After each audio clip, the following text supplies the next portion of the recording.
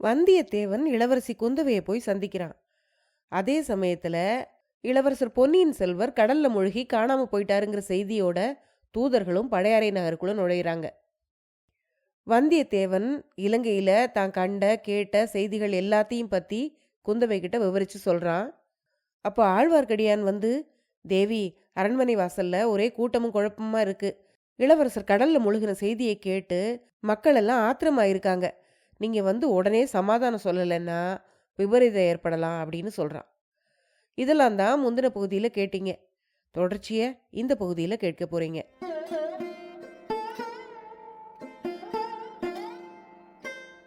அனைவருக்கும் வணக்கம்.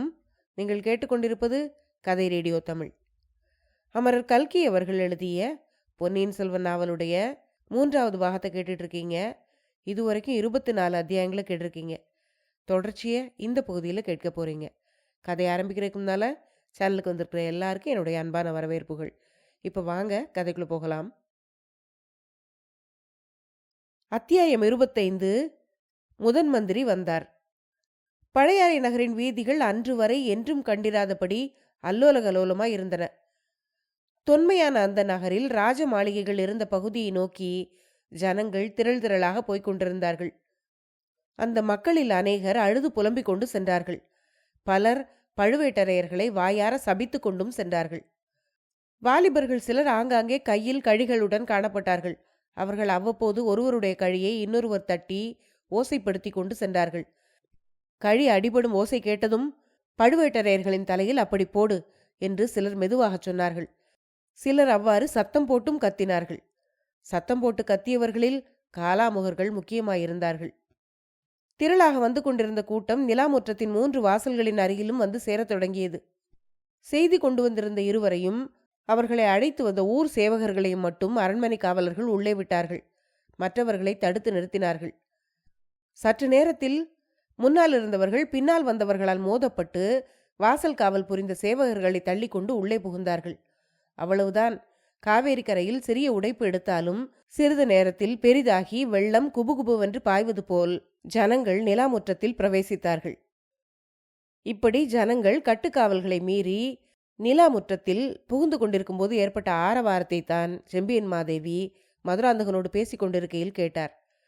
மகனுடன் வாதாடுவதை நிறுத்திவிட்டு அரண்மனையின் மேல் மாடத்தின் முன்முகப்புக்கு வந்து சேர்ந்தார். அப்பெருமூதாட்டியின் திருமுகத்தையும் கூப்பிய கைகளுடன் அவர் நின்ற சாந்தமான தோற்றத்தையும் பார்த்ததும் ஜனசமுத்திரத்தின் ஆரவாரம் சிறிது அடங்கியது. தாயே, எங்கள் இளவரசரை எங்கே? பொன்னியின் செல்வரை எங்கே? தங்கள் கண்ணுக்கு கண்ணான அருள்மொழிவர்மரை எங்கே என்று அந்த கூட்டத்தில் சில குரல்கள் எழுந்தன. அவ்வளவுதான். அந்த ஜனசமுத்திரத்தில் முன்னை விட பன்மடங்கு ஆரவாரம் கிளம்பிவிட்டது. செம்பியன் மாதேவி ஒன்றும் புரியாதவராக திகைத்து நின்றார். பொன்னியின் செல்வனுக்கு ஏதோ ஆபத்து நேர்ந்து விட்டது என்பதை மட்டும் அறிந்தாள். அது என்ன ஆபத்து? எப்படி நேர்ந்தது? பழுவேட்டரையர்களே ஏதேனும் விபரீதமான காரியம் செய்து சோழ குலத்துக்கும் மதுராந்தகனுக்கும் அழியாத பழியை உண்டாக்கிவிட்டார்களோ என்று எண்ணினாள். அப்போது தூதர்கள் இருவரும் முன்னால் வந்தார்கள். செம்பியன் மாதேவி ஜனக்கூட்டத்தை பார்த்து கையமர்த்திவிட்டு தூதர்களை நோக்கி, என்ன செய்தி கொண்டு வந்தீர்கள் என்று கேட்டார். தாயே, மிக துயரமான செய்தி கொண்டு வந்திருக்கும் அபாக்கியசாலிகள் நாங்கள். சக்கரவர்த்தியின் கட்டளையின் பேரில் இளவரசர் அருள்மொழிவர்மர் இலங்கையிலிருந்து கோடிக்கரைக்கு கப்பலில் வந்து கொண்டிருந்தார்.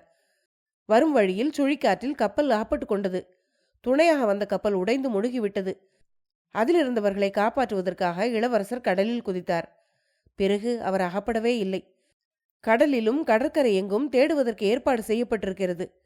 சக்கரவர்த்தியும் மலையமான் மகளாரும் இச்செய்தியை கேட்டு பெருந்துயரில் ஆழ்ந்திருக்கிறார்கள். தங்களையும் மதுராந்தக தேவரையும் இளைய பிராட்டியையும் உடனே புறப்பட்டு தஞ்சைக்கு வரும்படி சக்கரவர்த்தி எங்கள் மூலம் செய்தி அனுப்பியிருக்கிறார் என்று சொன்னார்கள். இவ்வாறு தூதர்கள் சொன்னது செம்பியன் மாதேவியின் காதிலும் விழுந்தது. அதே சமயத்தில் ஜனக்கூட்டத்தின் செவிகளிலும் விழுந்தது. செம்பியன் மாதேவியின் கண்களில் நீர் தாரை தாரையாக பெருகியது. அதை பார்த்த ஜனங்கள் ஓ என்று கதறினார்கள். அப்போது கூட்டத்தில் முன்புறம் இருந்தவர்களில் ஒருவர், தாயே, தாங்கள் தஞ்சைக்கு போகக்கூடாது. இளைய பிராட்டியும் தஞ்சைக்கு போகக்கூடாது. சக்கரவர்த்தியை இங்கே வரும்படி செய்ய வேண்டும் என்று கூவினார். இன்னொருவர், பொன்னியின் செல்வர் கடலில் முழுகிவிட்டார் என்பது பொய். பழுவேட்டரையர்கள்தான் அவரை கொன்றிருப்பார்கள் என்றார். மதுராந்தகரும் இனி தஞ்சைக்கு போகக்கூடாது. இங்கேயே இருக்க வேண்டும் என்று இன்னொரு குரல் கேட்டது. அத்தோடு இளைய பிராட்டியை எங்கே, அவரை நாங்கள் பார்க்க வேண்டும் என்று பல குரல்கள் கூவின. செம்பியன் மாதேவி தன் அருகில் இருந்த செடிகளில் ஒருத்தியை பார்த்து இளவரசியை அழைத்து வர சொன்னார். கீழே கூட்டத்தில் கலந்து நின்று கொண்டிருந்த ஆழ்வார்க்கடியானும் அதே சமயத்தில் அங்கிருந்து நகர்ந்து சென்றான். குறுக்கு வழியில் விரைவாகச் சென்று குந்தவை தேவி வானதியை மூர்ச்சை தெளிவித்துக் கொண்டிருந்த கொடி வீட்டை கண்டுபிடித்தான். வந்தியத்தேவனிடம் இளைய பிராட்டி கூறிய கடைசி வார்த்தைகளை கேட்டுக்கொண்டே அரண்மனை முற்றத்தில் நடக்கும் அமர்க்களத்தை பற்றி அவர்களிடம் அறிவித்தான். இளைய பிராட்டி வானதியை கவனித்துக் கொள்ளும் வேலையை பணிப்பெண்களிடம் ஒப்புவித்துவிட்டு அவசரமாக கிளம்பினாள். இளைய பிராட்டி குந்தவை தேவி அரண்மனை மேல்மாட முகப்பில் செம்பியன் மாதேவியின் அருகில் நெருங்கும் போது அந்த மூதாட்டியின் கண்களிலிருந்து கண்ணீர் பெருகுவதை கண்டாள். அந்த காட்சி குந்தவையின் கண்களிலும் கண்ணீர் பெருகச் செய்தது. இதை கண்ட ஜனக்கூட்டமும் துயரத்தில் மூழ்கியது. பொன்னியின் செல்வர் கடலில் முழுகவில்லை, பழுவேட்டரையர்கள் கொன்றுவிட்டார்கள், அவர்களை பழிக்கு பழி வாங்க வேண்டும் என்று ஜனங்கள் கூக்குரலிட்டார்கள். சக்கரவர்த்தியை பழுவேட்டரையர்கள் சிறையில் வைத்திருக்கிறார்கள், அவரை விடுவித்து அழைத்து வர வேண்டும். இளவரசி கட்டளையிட்டால் இந்த கணமே நாங்கள் புறப்பட சித்தமாயிருக்கிறோம் என்றெல்லாம் அந்த கூட்டத்தில் இருந்தவர்கள் இளைய பிராட்டியை பார்த்து கூறினார்கள். குந்தவையின் மனம் தீவிரமாக சிந்தித்தது. இளவரசர் உயிரோடு இருக்கிறார் என்ற உண்மையை இப்போது வெளியிடக்கூடாது. ஆனால் ஜனங்களையும் சமாதானப்படுத்தி அனுப்ப வேண்டும். அதற்கு ஒரு வழி தோன்றியது. கண்ணில் பெருகிய கண்ணீரை துடைத்து கொண்டு ஜனக்கூட்டத்தின் முன்வரிசையில் நின்றவர்களை இளவரசி நோக்கினாள். அதற்குள் ஆழ்வார்க்கடியானும் வந்தியத்தேவனும் அங்கு வந்து நின்று கொண்டிருந்தார்கள். ஆழ்வார்க்கடியானை பார்த்து இளைய பிராட்டி மேலே வரும்படி சைகை செய்தாள். ஆழ்வார்க்கடியான் அவ்விதமே மேலே ஏறிச் சென்றான். அவனிடம் குந்தவை மெல்லிய குரலில் ஏதோ கூறினாள். ஆழ்வார்க்கடியான் ஜனங்களை பார்த்து கையமர்த்தினான். இடிமுழக்கம் போன்று பெரிய குரலில் கூறினான். பொன்னியின் செல்வர் இறந்திருப்பார் என்று இளைய பிராட்டியினால் நம்ப முடியவில்லை. முன்னொரு சமயம் காவேரி தாய் இளவரசரை ஏந்தி காப்பாற்றியது போல் சமுத்திரராஜனும் அவரை காப்பாற்றியிருப்பான் என்று நம்புகிறார். நிமித்தக்காரனை கேட்டதில் அவனும் அப்படியே சொல்லுகிறானாம். இளவரசரை தேடி கண்டுபிடிக்க இளைய பிராட்டி தக்க ஏற்பாடு செய்வார். உங்களையெல்லாம் நிம்மதியாக வீட்டுக்கு திரும்பி போகும்படி கேட்டுக்கொள்கிறார் என்று கூறினான் ஆழ்வார்க்கடியான். இதை கேட்டதும் ஜனக்கூட்டத்தில் ஒரு பெரிய ஆசுவாச நெடுமூச்சை போன்ற சத்தம் எழுந்தது. நிமித்தக்காரனை எங்கே? அவன் வாயினால் நாங்களும் அந்த நல்ல செய்தியை கேட்கிறோம் என்றார் ஒருவர். இதுதான் சமயம் என்று வந்தியத்தேவன் தாவி குதித்து மேல் மாடத்துக்கு சென்றான். ஆழ்வார்க்கடியானின் அருகில் போய் நின்று கொண்டு, இளவரசருக்கு பெரிய கண்டம் நேர்ந்தது உண்மைதான். ஆனால் அவருடைய உயிருக்கு அபாயம் ஒன்றும் நேரவில்லை, விரைவில் கிடைத்து விடுவார் என்றான். உனக்கு எப்படி தெரியும் என்றது ஒரு குரல். நான் நிமித்தக்காரன், கிரகங்களையும் நட்சத்திரங்களையும் பார்த்து அறிந்து கொண்டேன், நிமித்தங்களை பார்த்து தெரிந்து கொண்டேன் என்றான். பொய், நீ சொல்வது பொய், நீ நிமித்தக்காரன் அல்ல, நீ ஒற்றன் என்றது ஒரு குரல். வந்தியத்தேவன் அந்த குரலுக்குரியவனை கவனித்து பார்த்தான். அவன் வைத்தியர் மகன் என்பதை அறிந்து கொண்டான். பைத்தியக்காரா, என்னையா ஒற்றன் என்று சொல்லுகிறாய்? நான் ஒற்றனாயிருந்தால் யாருடைய ஒற்றன் என்று கேட்டான். பழுவேட்டரையர்களுடைய ஒற்றன் என்று வைத்தியர் மகன் பளிச்சென்று மறுமொழி கூறினான். என்ன சொன்னாய் என்று வந்தியத்தேவன் கர்ஜித்தான். அவன் நின்று கொண்டிருந்த மேல் மாடத்திலிருந்து வைத்தியர் மகன் மேல் பாய்ந்தான். இருவருக்கும் துவந்த யுத்தம் ஆரம்பமானது. சண்டை என்றால் எல்லாருக்கும் எல்லா காலத்திலும் வேடிக்கை பார்ப்பதில் பிரியம் உண்டு அல்லவா? வந்தியத்தேவனுக்கும் வைத்தியர் மகனுக்கும் சண்டை நடந்த இடத்தை சுற்றி இடைவெளி விட்டு ஜனங்கள் வட்ட வடிவமாக நின்று வேடிக்கை பார்க்க தொடங்கினார்கள். மேல் மாடத்தில் இருந்தவர்கள் கவலையுடன் அதை நோக்கினார்கள். ஜனக்கூட்டத்தில் பெரும்பாலானோர் விஷயம் என்னதென்று தெரிந்து கொள்ளாமலே முன்னைவிட அதிக கூச்சல் போடத் தொடங்கினார்கள். இச்சமயத்தில் வாசல் பக்கமிருந்து சங்கநாதமும் கொம்புகளின் முழக்கமும் கேட்டன. முதல் மந்திரி அனிருத்த பிரம்மராயர் வருகிறார், வழிவிடுங்கள் என்ற குரல் முழக்கமும் கேட்டது. அந்த பெருங்கூட்டத்தில் முதல் மந்திரிக்கு தானாகவே வழி ஏற்பட்டது. அத்தியாயம் 26. அனிருத்தரின் பிரார்த்தனை. முதல் மந்திரி அனிருத்த பிரம்மராயரின் பல்லக்கு நிலாமுற்றத்தில் கூடியிருந்த ஜனக்கூட்டத்தை பிளந்து வழி ஏற்படுத்தி கொண்டு வந்தது. இருபுறமும் விலகி நின்ற மக்கள் முதல் மந்திரியிடம் தங்கள் மரியாதையை தெரிவித்துக் கொண்டார்கள். முதல் மந்திரி கவலை தோய்ந்த முகத்துடனேதான் தோன்றினார். ஆனாலும் 2 கைகளையும் தூக்கி ஜனங்களுக்கு ஆறுதலும் ஆசையும் கூறும் பாவனையில் சைகை செய்து கொண்டே சென்றார். முதன் மந்திரி பல்லக்கிலிருந்து இறங்கி ராணியும் இளவரசியும் நிற்பதைக் கண்டு அவர்களுக்கு வணக்கம் செலுத்தினார். பிறகு துவந்த யுத்தம் நடந்த இடத்தை நோக்கினார். இவ்வளவு நேரம் தங்களை சுற்றி நடப்பது ஒன்றையும் தெரிந்து கொள்ளாமல் வந்தியத்தேவனும் பினாகபாணியும் சண்டை போட்டுக் கொண்டிருந்தார்கள். ஆழ்வார்க்கடியான் இதற்குள் இறங்கி வந்து முதன் மந்திரியின் காதருகில் ஏதோ சொன்னான். அவர் தன்னுடன் வந்த சேவகர்களை பார்த்து, அரண்மனை முற்றத்தில் கலகம் செய்யும் இந்த முரடர்களை உடனடியாக சிறைப்படுத்துங்கள் என்று கட்டளையிட்டார். சேவகர்களுடன் ஆழ்வார்க்கடியானும் கூட்டத்தை பிளந்து கொண்டு சென்றான். சண்டை போட்ட இருவரையும் சேவகர்கள் கைப்பற்றி அவர்களுடைய கைகளை கயிற்றினால் பிணைத்தார்கள். ஆழ்வார்க்கடியான் வந்தியத்தேவனை நோக்கி ஜாடை செய்யவே அவன் தன்னை சிறைப்படுத்தும் போது சும்மா இருந்தான். அப்போது மேல் மாடத்துக்கு சென்ற அனிருத்தர் அங்கு நின்றபடி ஜனங்களை பார்த்து, உங்களுடைய கவலையையும் கோபத்தையும் நான் அறிவேன். சக்கரவர்த்தியும் ராணிமார்களும் உங்களைப் போலவே துயரத்தில் ஆழ்ந்திருக்கிறார்கள். அவர்களுடைய கவலையை அதிகப்படுத்தும்படியான காரியம் எதையும் நீங்கள் செய்ய வேண்டாம். இளவரசரை தேடுவதற்கு வேண்டிய ஏற்பாடு செய்யப்பட்டிருக்கிறது.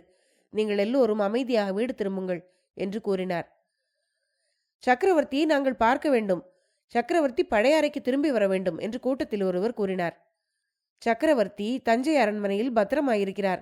அவர் தங்கியுள்ள அரண்மனையை இப்போது வேளக்கார படையினர் இரவு பகல் என்று காவல் புரிகிறார்கள்.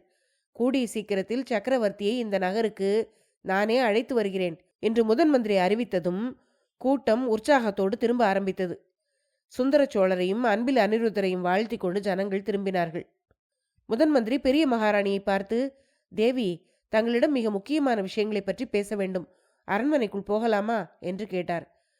இளவரசியை திரும்பி பார்த்து, அம்மா, உன்னிடம் பிற்பாடு வருகிறேன் என்று கூறியதும் குந்தவை தன்னுடைய இருப்பிடத்துக்கு புறப்பட்டாள். அவளுடைய மனதில் இப்போது பல கவலைகள் குடிகொண்டன. சோழ சாம்ராஜ்யத்தில் யாராவது ஒருவரிடம் குந்தவை பயங்கொண்டிருந்தாள் என்றால் அவர் முதன் மந்திரி அனிருத்தர் தான். கழுகு பார்வையுள்ள மனிதர் அவர். அவருக்கு எவ்வளவு விஷயங்கள் தெரியும், எவ்வளவு தெரியாது, எதை அவரிடம் சொல்லலாம், எதை சொல்லாமல் விடலாம் என்பதை பற்றி இளைய பிராட்டிக்கு ஒரே குழப்பமாயிருந்தது. வாணர் குல வீரனையும் பினாகபாணியையும் சேர்த்து அவர் சிறைப்படுத்தும்படி கட்டளையிட்டது இளவரசிக்கு ஆத்திரத்தை உண்டு பண்ணியது. அதை வெளிக்காட்டிக் கொள்ளவும் முடியவில்லை. அந்த மாபெரும் ஜனக்கூட்டத்துக்கு முன்னால் வந்தியத்தேவனுக்கு பரிந்து பேசவும் முடியவில்லை. என்னிடம் பிற்பாடு வரப்போகிறாராமே, வரட்டும், ஒரு கை பார்த்து விடுகிறேன் என்று மனதில் கருவிக்கொண்டே தன்னுடைய அந்தப்புறத்தை நோக்கி அவள் விரைந்து சென்றாள். செம்பியன் மாதேவி அனிருத்த பிரம்மராயரிடம், ஐயா, சில காலமாக என் தலையில் இடிமேல் இடியாக விழுந்து கொண்டிருக்கிறது. நீரும் அத்தகைய செய்தி ஏதேனும் கொண்டு வந்தீரா, அல்லது ஆறுதலான வார்த்தை ஏதாவது சொல்லப் போகிறீரா என்று கேட்டார்.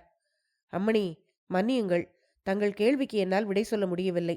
நான் கொண்டு வந்திருக்கும் செய்தியை தாங்கள் ஏற்றுக்கொள்ளும் விதத்தை பொறுத்திருக்கிறது என்றார் தந்திரத்திலே தேர்ந்த அவர். அது போகட்டும், இப்போது சொல்லுங்கள், பொன்னியின் செல்வனை சமுத்திரராஜன் கொள்ளை கொண்டு விட்டது நிச்சயம்தானா என்று கேட்டார் செம்பியன் மாதேவி. நிச்சயம் என்று யார் சொல்ல முடியும் தாயே? அம்மாதிரி செய்தி நாடு நகரமெங்கும் பரவி இருப்பது நிச்சயம் என்றார் அனிருத்தர். அது உண்மை என்று ஏற்பட்டால் இந்த சோழ நாட்டின் கதி என்ன? எத்தகைய விபரீதங்கள் ஏற்படும் என்றார் செம்பியன் மாதேவி. விபரீதங்கள் அது உண்மை என்று ஏற்படும் வரையில் காத்திருக்கப் போவதில்லை என்று தோன்றுகிறது என்றார் முதன் மந்திரி. ஆம், விபரீதம் நேரிடுவதற்கு வதந்தியே போதுமானதுதான். இந்த பழையாறை நகர மக்கள் இவ்வளவு ஆத்திரம் கொண்டு திரளாக அரண்மனைக்குள் பிரவேசித்ததை இதுவரையில் நான் பார்த்ததே இல்லை என்றார் செம்பியன் மாதேவி. பழையாறையில் மட்டும்தான் இப்படி நடந்தது என்று கருத வேண்டாம். தஞ்சாவூர் நகரமும் அப்படித்தான் இருக்கிறது.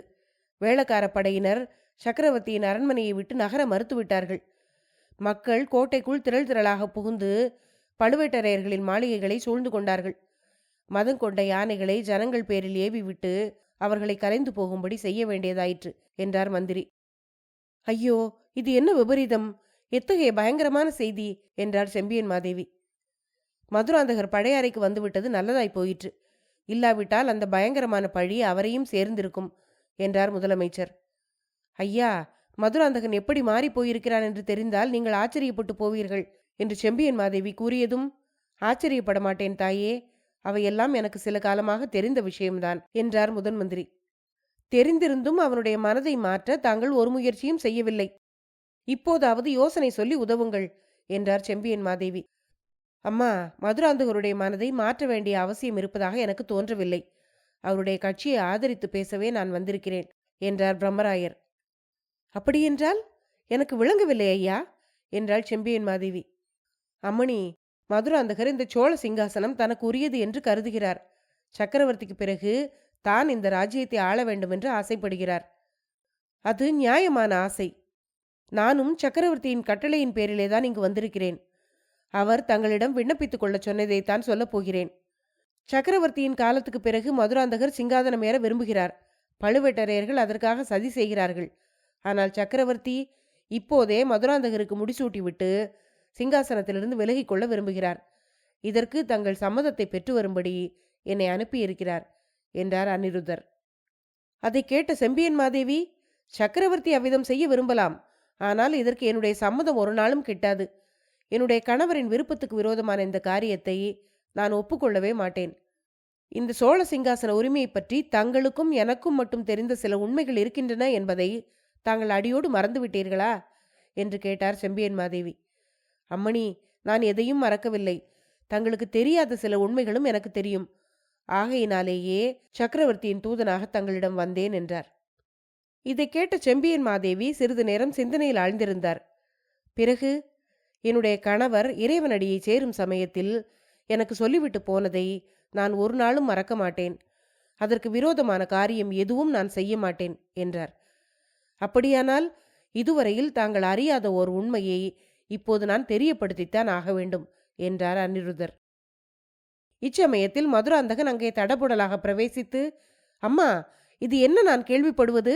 அருள்மொழிவர்மனை கடல் கொண்டு விட்டதா என்று கேட்டான். உடனே முதன் மந்திரி, பெருமாட்டி, தங்கள் செல்வகுமாரருக்கு தாங்கள் ஆறுதல் சொல்லுங்கள். நான் சொல்ல விரும்பியதை இன்னொரு சமயம் சொல்லிக் கொள்கிறேன் என்று முதன் மந்திரி கூறிவிட்டு கிளம்பினார். அவர் வாசல் படி தாண்டியதும், இதோ போகிறாரே, இவர்தான் என்னுடைய முதல் எதிரி. நான் இங்கிருக்கும் போதே தங்களுக்கு துர்போதனை செய்ய வந்துவிட்டார் அல்லவா என்று இளவரசர் மதுராந்தகன் கூறியது அனிருத்தரின் காதிலும் விழுந்தது. அத்தியாயம் 27.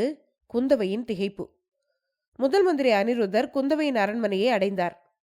இளவரசி அவரை பார்த்ததும் எழுந்து நின்று வணங்கினாள். வீரத்திலும் குணத்திலும் சிறந்த கணவனை அடைந்து நீடூழி வாழ்வாயாக என்று முதன் மந்திரி அனிருத்தர் ஆசீர்வாதம் செய்தார்.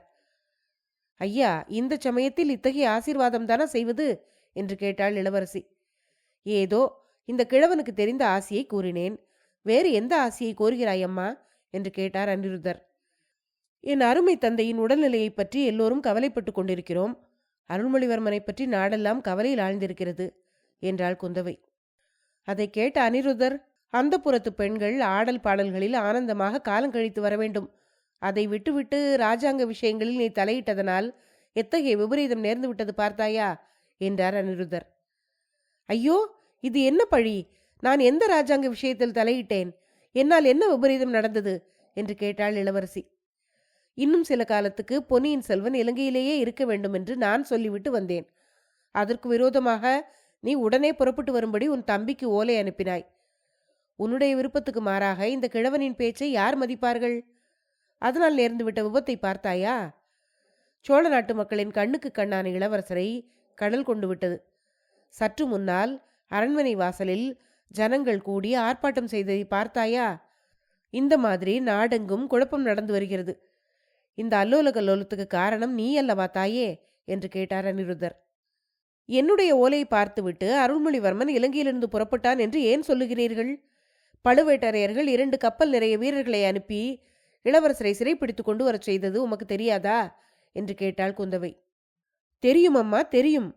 அத்துடன் இருந்திருந்தால் இப்போது பொன்னியின் செல்வனுக்கு நேர்ந்துவிட்ட கதிக்கு பழுவேட்டரையர்களை பொறுப்பாளிகளாக்கலாம். அவர்கள் அனுப்பிய கப்பல்கள் 2ம் ஏற்கனவே நாசமாகிவிட்டன. உன்னுடைய ஓலைக்காகத்தான் இளவரசன் புறப்பட்டான் என்று அவர்கள் சொன்னால் யார் அதை மறுக்க முடியும் என்று கேட்டார் முதன் மந்திரி.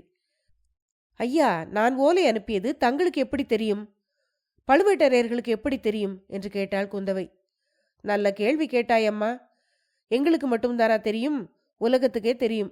நீ அனுப்பிய தூதன் இலங்கையில் முதலில் நம் வீரர்களால் சிறைப்படுத்தப்பட்டான். அதனால் இலங்கையில் உள்ளவர்களுக்கெல்லாம் தெரியும். அவனோடு கோடிக்கரை வரை சென்ற வைத்தியர் மகன் மூலமாக இந்த நாட்டில் உள்ளவர்களுக்கெல்லாம் தெரியும். நீ அந்தரங்கமாக செய்த காரியம் இவ்வளவு தூரம் அம்பலமாகி இருக்கிறது. அதனால்தான் பெண்கள் ராஜாங்க காரியங்களில் தலையிடக்கூடாது என்று நம் பெரியோர்கள் சொல்லியிருக்கிறார்கள் என்றார் முதன் மந்திரி. குந்தவை சிறிது நேரம் திகைத்து போய் நின்றாள். அவருக்கு என்ன மறுமொழி சொல்வது என்று அவளுக்கு தெரியவில்லை. முதல் மந்திரி நன்றாக தன்னை மடக்கிவிட்டார் என்று நினைத்து கொண்டாள். இந்த எண்ணம் தோன்றியதும் வானர்குல வீரன் மீது அவளுக்கு கோபம் எழுந்தது. அவன் இப்படி காரியத்தை எல்லாருக்கும் தெரியும்படி செய்து விட்டானே, அவனை பார்த்து நன்றாக கண்டிக்க வேண்டும். இவ்வாறு எண்ணியதும் முதல் மந்திரியின் கட்டளைப்படி அவன் சிறைப்படுத்தப்பட்டது நினைவுக்கு வந்தது. இவன் என்னவெல்லாம் தொந்தரவுக்கு ஆளாகி கொண்டு எனக்கும் தொந்தரவு அளிக்கிறான். சற்று நேரம் சும்மா இருந்திருக்க கூடாதா? வைத்தியர் மகன் ஏதாவது உளறினால் அதற்காக மேல் மாடத்திலிருந்து பாய்ந்து சண்டையை துவக்கி இருக்க வேண்டுமா என்று எண்ணிக்கொண்டாள். அத்தோடு, ஐயா, ஒரு கோரிக்கை செய்து கொள்கிறேன். தாங்கள் அரண்மனை வாசலுக்கு வரும் சமயத்தில் 2 பேர் சண்டையிட்டுக் கொண்டிருந்தார்கள். அவர்களை சிறைப்படுத்த தாங்கள் கட்டளையிட்டீர்கள். குந்தவை இப்படி சொல்லிக் கொண்டிருக்கும் போதே, அவர்கள் செய்தது பெரும் குற்றம். அரண்மனையில் மகாராணியின் கண் முன்னால் அவர்கள் சண்டை தொடங்கியது பெரும் பிசகு. அதுவும் ஜனக்கூட்டம் பெரும் கொதிப்புடன் இருந்த நேரத்தில் அப்படி சண்டையிட்டிருக்கிறார்கள். காரணம் தெரியாத ஜனங்கள் தாங்களும் சண்டையில் கலந்து கொண்டிருந்தால் எத்தகைய விபத்து நேர்ந்திருக்கும். சிறு நெருப்பு பொறி பெருங்காட்டையை அழிப்பது போல் நாடு நகரமெல்லாம் கலகமும் குழப்பமும் விளைந்திருக்குமே என்றார் அவர். ஆமையா, அவர்கள் செய்தது பெரும் குற்றம்தான். ஆயினும் அவர்களில் ஒருவனை மன்னித்து விடுதலை செய்யும்படி தங்களை மன்றாடி வேண்டிக் கொள்கிறேன் என்றாள் குந்தவை. இளவரசியின் அருளுக்கு பாத்திரமான அந்த பாக்கியசாலி யார் என்று கேட்டார் முதன் மந்திரி. நான் இலங்கைக்கு அனுப்பி வைத்த தூதன் தான் என்றாள் குந்தவை. அந்த தூதனை நானே சிறைப்படுத்த வேண்டும் என்றிருந்தேன். இங்கே அவனாகவே எளிதில் அகப்பட்டு கொண்டான் என்றார் அனிருத்தர். எதற்காக, என்ன குற்றத்திற்காக என்று படபடப்புடன் கேட்டாள் குந்தவை. தாயே, அவன் பேரில் பயங்கர குற்றம் சாட்டப்பட்டிருக்கிறது. பொன்னியின் செல்வனை அவன்தான் கடலில் தள்ளி மூழ்கடித்து விட்டான் என்று குற்றம் சாட்டப்பட்டிருக்கிறது. ஐயா, அப்படி குற்றம் சாட்டியது யார் என்று கேட்டாள் குந்தவை. பலரும் அவ்வாறு கூறுகிறார்கள். இளவரசரை கப்பலில் ஏற்றி கொண்டு வந்த பார்த்திபேந்திரன் சொல்லுகிறான். பழுவேட்டரையர்கள் இருக்கலாம் என்கிறார்கள். நானும் சந்தேகிக்கிறேன் என்றார் முதன் மந்திரி. அதை கேட்ட குந்தவை, ஆச்சாரியரே, ஜாக்கிரதை! நான் ஒரு கொலைகாரனை பிடித்து அனுப்பி என் தம்பியை கொன்றுவிட்டு வர சொன்னதாகவா சந்தேகிக்கிறீர் என்று கேட்டாள். ஒரு நாளும் இல்லை அம்மா. அவன் மாற்றார்களின் ஒற்றனாய் இருக்கலாம் அல்லவா என்று கேட்டார் முதன் மந்திரி. இல்லவே இல்லை. ஆதித்த கரிகாலன் அவனை என்னுடைய உதவிக்கு அனுப்பினான். அவனை பூரணமாக நம்பலாம் என்று எழுதி அனுப்பினான். குந்தவை இப்படி கூறிக்கொண்டிருக்கும் போதே, ஆதித்த கரிகாலரும் ஏமாந்திருக்கலாம் அல்லவா இளவரசி? நான் இங்கே வரும்போது ஒற்றன் என்ற குற்றச்சாட்டு என்னுடைய காதில் விழுந்தது. மேலே இருந்தவனை பார்த்து கீழே நின்றவன் குற்றம் சாட்டினான். அது என்ன அம்மா என்று கேட்டார். மேலே நின்றவன்தான் என் தமையன் அனுப்பிய தூதன், வானர் குலத்தில் வந்த வல்லவரையன் வந்தியத்தேவன். கீழே நின்றவன் வைத்தியர் மகன் பினாகபாணி. வந்தியத்தேவனை பழுவேட்டரையர்களின் ஒற்றன் என்று வைத்தியர் மகன் குற்றம் சாட்டினான் என்றாள் குந்தவை. அப்படி ஏன் இருக்கக்கூடாது தாயே என்று கேட்டார் முதன் மந்திரி. அது ஒரு நாளும் இருக்க முடியாது. அவன் பழுவேட்டரையர் காவலிலிருந்து தப்பி வந்தவன். அவனை திரும்ப கைப்பற்ற பழுவேட்டரையர்கள் எத்தனையோ ஆட்களை அனுப்பி பிரம்ம பிரயத்தனம் செய்தார்கள் என்றாள் குந்தவை. அவனிடம் பழுவூர் முத்திரை மோதிரம் எப்படி வந்தது தாயே என்று கேட்டார் முதன் மந்திரி. அந்த வஞ்சக அரக்கி, மாய மோகினி, தயவு செய்து மன்னித்துக் கொள்ளுங்கள். பழுவூர் இளையராணி கொடுத்துத்தான் அந்த மோதிரம் அவனுக்கு கிடைத்தது என்றாள் குந்தவை. அது உனக்கு தெரிந்திருப்பதை பற்றி சந்தோஷப்படுகிறேன். நான் சொன்னால் நீ நம்பி இருக்க மாட்டாய். அந்த வல்லத்து வீரன் பழுவேட்டரையர்களின் ஒற்றன் அல்ல என்பது சரி. ஆனால் பழுவூர் ராணியின் ஒற்றனாயிருக்கலாம் அல்லவா என்று கேட்டார் முதன் மந்திரி. அது எப்படி இருக்க முடியும் என்றாள் குந்தவை. எப்படி என்று சொல்லுகிறேன். வந்தியத்தேவன் நீ இலங்கைக்கு அனுப்பிய அந்தரங்க தூதன். தஞ்சை கோட்டைக்கு வெளியில் பழுவூர் ராணியை பல்லக்கில் சந்தித்தான். அப்போது முத்திரை மோதிரத்தை பெற்றுக்கொண்டான். பிறகு கோட்டைக்குள் பழுவூர் அரண்மனையின் அந்தப்புறத்தில் அவளை சந்தித்தான். அவனை பழுவூர் இளையராணி பொக்கிஷ நிலவரையில் ஒளித்து வைத்திருந்து வெளியே அனுப்பினாள். உன்னிடம் ஓலை கொண்டு வரப்போகிறான் என்று அவளுக்கு தெரியும். இலங்கையிலிருந்து அவன் திரும்பி வரும்போது அரிச்சந்திர நதிக்கரையில் பாழடைந்த பாண்டியன் அரண்மனையில் நள்ளிரவில் அவர்கள் இருவரும் சந்தித்து பேசினார்கள். அதற்கு பிறகும் பழுவூர் முத்திரை மோதிரம் வந்தியத்தேவனிடம் இருக்கிறது. இதை பற்றியெல்லாம் நீ என்ன நினைக்கிறாயம்மா? உன்னுடைய தூதனிடம் இன்னமும் பரிபூரண நம்பிக்கை வைத்திருக்கிறாயா என்று கேட்டார் அனிருத்தர். குந்தவையின் உள்ளம் இப்போது உண்மையாகவே குழப்பத்தில் ஆழ்ந்தது. அத்தியாயம் 27 முடிவடைந்தது. அடுத்த பகுதியில் அடுத்து வரும் அத்தியாயங்களை கேட்கலாம். நன்றி.